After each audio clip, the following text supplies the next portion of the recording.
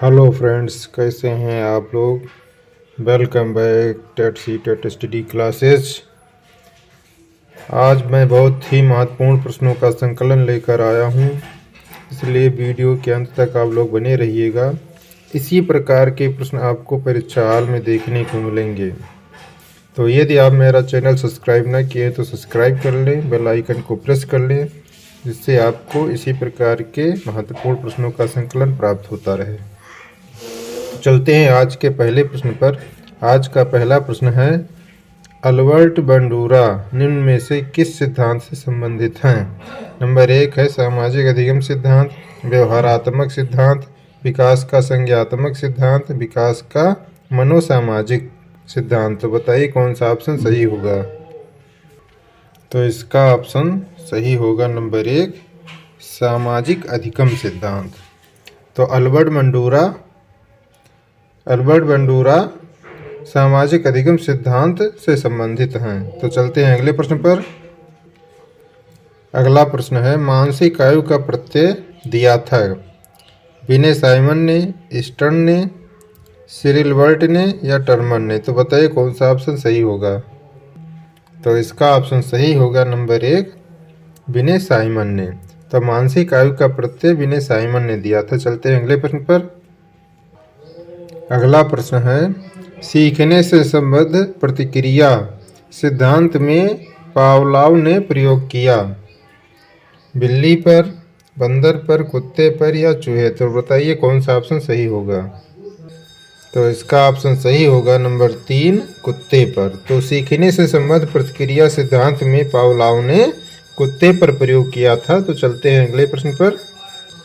अगला प्रश्न है, सूझ द्वारा सीखने के सिद्धांत का प्रतिपादन किया। नंबर 1 ऑप्शन है थॉर्नडाइक ने, कोहलर ने, पावलोव ने या वुडवर्थ ने। तो बताइए कौन सा ऑप्शन सही होगा। तो इसका ऑप्शन सही होगा नंबर 2 कोहलर ने। तो सूझ द्वारा सीखने के सिद्धांत का प्रतिपादन कोहलर ने किया था। तो चलते हैं अगले प्रश्न पर। अगला प्रश्न है, कार्य को आरंभ करने, जारी रखने और नियमित करने की प्रतिक्रिया है प्रेरणा, संवेदन, सीखना या प्रत्यक्षीकरण। तो बताइए कौन सा ऑप्शन सही होगा। तो इसका ऑप्शन सही होगा नंबर 1 प्रेरणा। तो कार्य को आरंभ करने, जारी रखने और नियमित करने की प्रक्रिया है प्रेरणा। चलते हैं अगले प्रश्न पर। अगला प्रश्न है, जब शिक्षार्थियों को समूह में किसी समस्या पर चर्चा का अवसर दिया जाता है तब उनके सीखने का वक्र। नंबर 1 ऑप्शन है स्थिर रहता है, बेहतर होता है, अवनत होता है या समान होता है। तो बताइए कौन सा ऑप्शन सही होगा। तो इसका ऑप्शन सही होगा नंबर 2 बेहतर होता है। तो जब शिक्षार्थियों को समूह में किसी समस्या पर चर्चा का अवसर दिया जाता है तब उनके सीखने का वक्र बहुत ही बेहतर होता है। चलते हैं अगले प्रश्न पर। अगला प्रश्न है, विकास की गति एक व्यक्ति से दूसरे में भिन्न होती है किंतु यह एक प्रकार के नमूने का अनुमान करती है। ऑप्शन है एड़ी से चोटी, अव्यवस्थित, अप्रत्याशित या क्रमबद्ध और व्यवस्थित। तो बताइए कौन सा ऑप्शन सही होगा। तो इसका ऑप्शन सही होगा नंबर 4 क्रमबद्ध और व्यवस्थित। तो विकास की गति एक व्यक्ति से दूसरे व्यक्ति में भिन्न होती है किंतु यह एक क्रमबद्ध और व्यवस्थित नमूने का अनुगमन करती है। तो चलते हैं अगले प्रश्न पर। अगला प्रश्न है, विकास के लिए निम्नलिखित में से कौन सा एक उचित है। नंबर 1 ऑप्शन है विकास जन्म के साथ प्रारंभ होता है और समाप्त होता है। सामाजिक संस्कृति संदर्भ विकास में एक महत्वपूर्ण है। नंबर 2 है भूमिका का निर्वाह करता है। विकास एकल आयामी है, विकास पृथक होता है। तो बताइए कौन सा ऑप्शन सही होगा। तो इसका ऑप्शन सही होगा नंबर 2 भूमिका का निर्वाह करता है। तो विकास के लिए निम्नलिखित में से भूमिका का निर्वाह करता है यह उचित है, जबकि अन्य सब अनुचित हैं। तो चलते हैं अगले प्रश्न पर। अगला प्रश्न है, व्यक्तियों में एक दूसरे से भिन्नता क्यों होती है। वातावरण के प्रभाव के कारण, जन्मजात विशेषताओं के कारण, वंशानुक्रम और वातावरण के बीच अनोनी क्रिया के कारण, प्रत्येक व्यक्ति को उनके माता पिता से जीने का भिन्न समुच्चय प्राप्त होने के कारण। तो बताइए कौन सा ऑप्शन सही होगा। तो इसका ऑप्शन सही होगा नंबर 3, वंशानुक्रम और वातावरण के बीच अन्योन्य क्रिया के कारण। तो व्यक्तियों में एक दूसरे से भिन्नता वंशानुक्रम और वातावरण के बीच अन्योन्य क्रिया के कारण होती है। तो चलते हैं अगले प्रश्न पर। अगला प्रश्न है, प्रगतिशील परिवारों में बच्चों में अपेक्षाकृत कौन सा प्रेरक अधिक प्रबल होता है।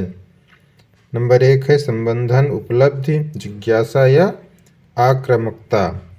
तो बताइए कौन सा ऑप्शन सही होगा। तो इसका ऑप्शन सही होगा नंबर 2, उपलब्धता। तो प्रगतिशील परिवारों में बच्चों में अपेक्षाकृत उपलब्धता प्रेरक अधिक प्रबल होता है। तो चलते हैं अगले प्रश्न पर। अगला प्रश्न है, निम्न में से कौन सा पिछड़ेपन का कारण नहीं है। नंबर 1 है सामान्य बुद्धि का अभाव, शारीरिक दोष, विशिष्ट पिछड़ापन या स्वास्थ्य वातावरण। तो बताइए कौन सा ऑप्शन सही होगा। तो इसका ऑप्शन होगा नंबर 4, स्वस्थ वातावरण। तो निम्न में से स्वस्थ वातावरण पिछड़ेपन का कारण नहीं है, जबकि अन्य कारण हैं सामान्य बुद्धि का अभाव, शारीरिक दोष और विशिष्ट पिछड़ापन। चलते हैं अगले प्रश्न पर। अगला प्रश्न है, व्यक्तित्व का पहला प्रकारात्मक वर्गीकरण प्रस्तुत किया। नंबर 1 है मन्नन ने, हिप्पोक्रेटस ने, शेल्डन ने या कैटल ने। तो बताइए कौन सा ऑप्शन सही होगा। तो इसका ऑप्शन सही होगा नंबर 2, हिप्पोक्रेटस ने। तो व्यक्तित्व का पहला प्रकारात्मक वर्गीकरण हिप्पोक्रेटस ने प्रस्तुत किया था। तो चलते हैं अगले प्रश्न पर। अगला प्रश्न है, सामान्य तथा विशिष्ट कारक सिद्धांत का प्रतिपादन किया था।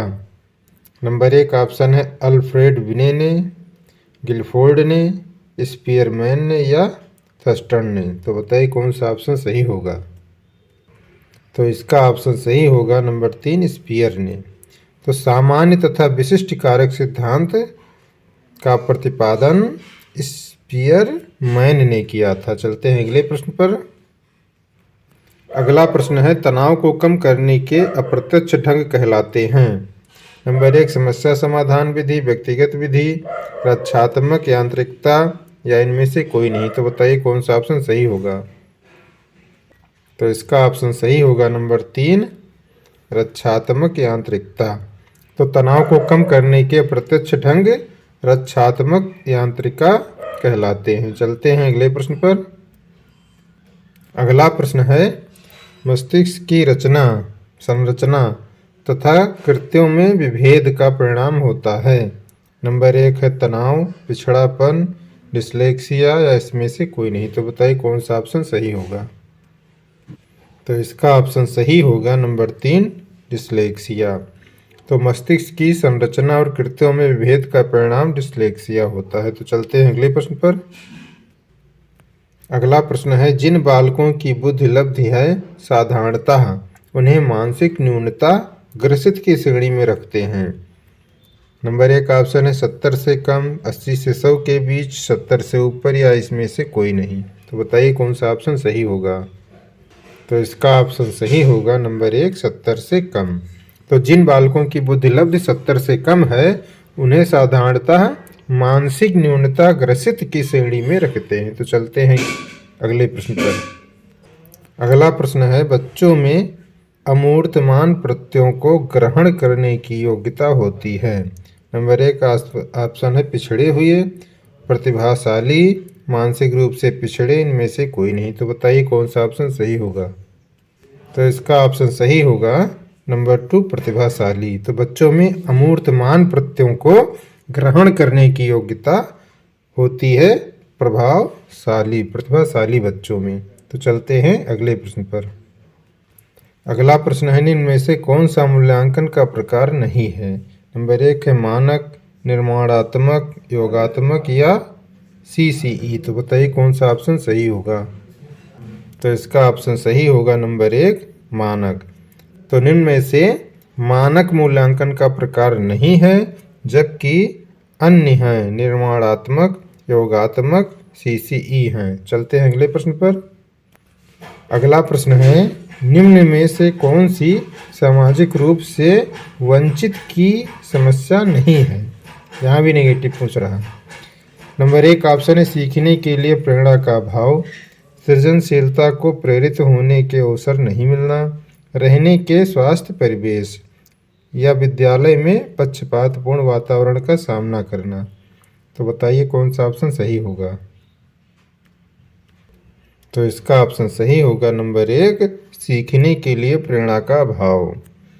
तो निम्न में से सीखने के प्रेरणा का अभाव सामाजिक रूप से वंचित की समस्या नहीं है, जबकि सृजनशीलता को पोषित होने के अवसर नहीं मिलना, स्वस्थ रहने के लिए स्वस्थ परिवेश, विद्यालय में पक्षपात वातावरण का सामना करना, ये होंगे। तो चलते हैं अगले प्रश्न पर। अगला प्रश्न है शिक्षण प्रक्रिया में विद्यार्थी हैं। नंबर 1 ऑप्शन है आश्रित चर, मध्यस्थ चर, स्वतंत्र चर, या इनमें से कोई नहीं। तो बताइए कौन सा ऑप्शन सही होगा? तो इसका ऑप्शन सही होगा नंबर 1 आश्रित चर। तो शिक्षण प्रक्रिया में विद्यार्थी आश्रित चर है। चलते हैं अगले प्रश्नों पर। अगला प्रश्न है बच्चे के सामाजिकरण में परिवार भूमिका निभाता है। नंबर 1 ऑप्शन है कम महत्वपूर्ण, रोमांचकारी, मुख्य, या गौड़। तो बताइए कौन सा ऑप्शन सही होगा? तो इसका ऑप्शन सही होगा नंबर 3 मुख्य। तो बच्चे के सामाजिकरण में परिवार की भूमिका मुख्य होती है। चलते हैं अगले प्रश्नों पर। अगला प्रश्न है निम्नलिखित में से कौन सा एक सही मिलान वाला जोड़ा है? नंबर 1 है मूर्त संक्रियात्मक बच्चा, साधारण एवं वर्गीकरण करने योग्य, औपचारिक संक्रियात्मक बच्चा, अनुकरण प्रारंभ, कल्पनात्मक खेल, शैशवावस्था, तर्क का अनुप्रयोग और अनुमान लगाने में सक्षम, पूर्व संक्रियात्मक बच्चा, निगमनात्मक विचार। तो बताइए कौन सा ऑप्शन सही होगा? तो इसका ऑप्शन सही होगा नंबर 1 मूर्त संक्रियात्मक बच्चा, साधारण एवं वर्गीकरण करने योग्य। तो निम्नलिखित में से मूर्त संक्रियात्मक बच्चा साधारण एवं वर्गीकरण करने योग्य सही मिलान वाला एक जोड़ा है। तो चलते हैं अगले प्रश्न पर। अगला प्रश्न है एक बच्ची कहती है धूप में कपड़े जल्दी सूख जाते हैं, वह किसकी समझ को प्रदर्शित कर रही है? नंबर 1 है प्रतीकात्मक विचार, अहम केंद्रित चिंतन, विपर्यय चिंतन, या कार्य कारण। तो बताइए कौन सा ऑप्शन सही होगा? तो इसका ऑप्शन सही होगा नंबर 4 कार्य कारण। तो एक बच्ची कहती है धूप में कपड़े जल्दी सूख जाते हैं, वह कार्य कारण की समझ को प्रदर्शित कर रही है। तो चलते हैं अगले प्रश्न पर। अगला प्रश्न है पियाजे के अनुसार बच्चों का चिंतन वयस्कों से किस प्रकार में भिन्न होता है? नंबर 1 ऑप्शन है मात्रा और प्रकार, प्रकार और मात्रा, आकार और मूर्त परकता, या आकार और किस्म। तो बताइए कौन सा ऑप्शन सही होगा? तो इसका ऑप्शन सही होगा नंबर 2 प्रकार और मात्रा। तो पियाजे के अनुसार बच्चों का चिंतन वयस्कों से प्रकार और मात्रा में भिन्न होता है। तो चलते हैं अगले प्रश्न पर। अगला प्रश्न है निम्नलिखित में से कौन सा एक आधारभूत सहायता का उदाहरण है? नंबर 1 है अनुबोधन और संकेत देना तथा नाजुक स्थितियों पर प्रश्न पूछना। नंबर 2 है शिक्षार्थियों को प्रेरित करने वाले भाषण देना। नंबर 3 है प्रश्न पूछने को बढ़ावा दिए बिना स्पष्टीकरण देना। नंबर 4 है मूर्त और अमूर्त दोनों प्रकार के उपहार देना। तो बताइए कौन सा ऑप्शन सही होगा? तो इसका ऑप्शन सही होगा नंबर 1 अनुबोधन और संकेत देना तथा नाजुक स्थितियों पर प्रश्न पूछना। तो निम्नलिखित में से अनुबोधन और संकेत देना तथा नाजुक स्थितियों पर प्रश्न पूछना एक आधारभूत सहायता का उदाहरण है। तो चलते हैं अगले प्रश्न पर।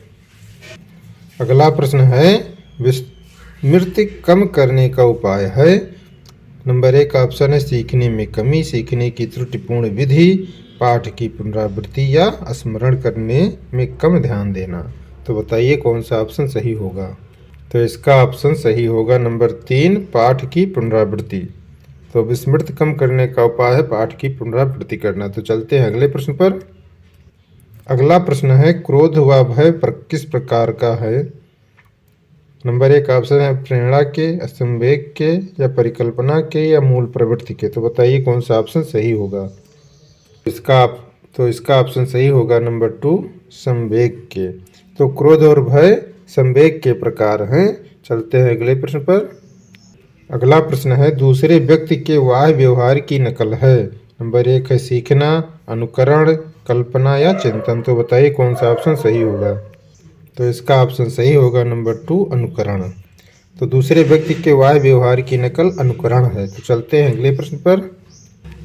अगला प्रश्न है, यदि पूर्व ज्ञान व अनुभव के नए प्रकार के सीखने में सहायता करते हैं तो उसे क्या कहते हैं? नंबर 1 ऑप्शन है नकारात्मक प्रशिक्षण स्थानांतरण, सकारात्मक प्रशिक्षण स्थानांतरण, प्रशिक्षण स्थानांतरण, या सीखना। तो बताइए कौन सा ऑप्शन सही होगा?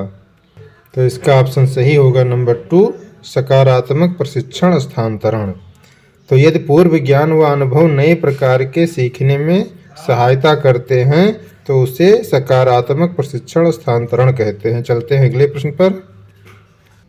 अगला प्रश्न है, सीखी हुई बात को स्मरण कर रखने या पुनः स्मरण करने की असफलता को क्या कहते हैं? नंबर 1 ऑप्शन है कल्पना, स्मृति, विस्मृति, या ध्यान। तो बताइए कौन सा ऑप्शन सही होगा? तो इसका ऑप्शन सही होगा नंबर 3, विस्मृति। तो सीखी हुई बात को स्मरण रखने या पुनः स्मरण करने की असफलता को विस्मृति कहते हैं। चलते हैं अगले प्रश्न पर। अगला प्रश्न है, निम्नलिखित में से कौन सा सीखने का नियम नहीं है? यहाँ निगेटिव पूछा जा रहा है। नंबर 1 ऑप्शन है तत्परता का नियम, तनाव का नियम, प्रभाव का नियम, या अभ्यास का नियम। तो बताइए कौन सा ऑप्शन सही होगा? तो मित्रों, इस प्रश्न का उत्तर आप लोग कमेंट बॉक्स में लिखिएगा। यह वीडियो कैसा लगा ये भी कमेंट बॉक्स में लिखिएगा। यदि अच्छा लगा हो तो लाइक और शेयर ज़रूर करना। तो प्रश्नों को लिखा करो, लिखने से जल्दी याद हो जाते हैं। तो अपनी तैयारी करते रहिए। मिलेंगे अगले वीडियो में। बहुत बहुत धन्यवाद।